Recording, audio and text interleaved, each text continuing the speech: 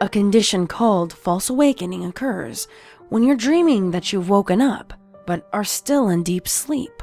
Dreaming that you've woken up, believing that you're awake, and even going about some of the actions you would, such as starting the kettle or collecting clothes for the shower, even going outside and checking the mail. But it is all still a dream, and sometimes that's when things start getting scary. Imagine it. You've woken up.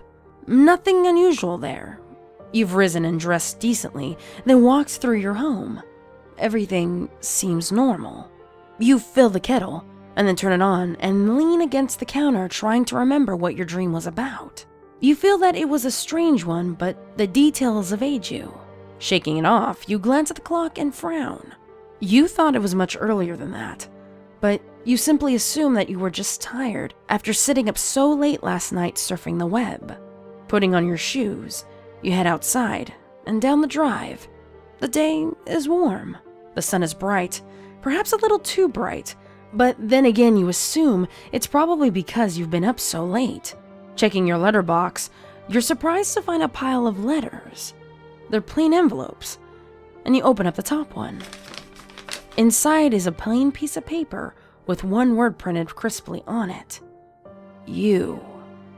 You're not sure what to think of it. Somewhere on the street, a dog barks, so you look up at the sound. Looking down the street, you then look down the other side of the street. Usually there are people out this time of day.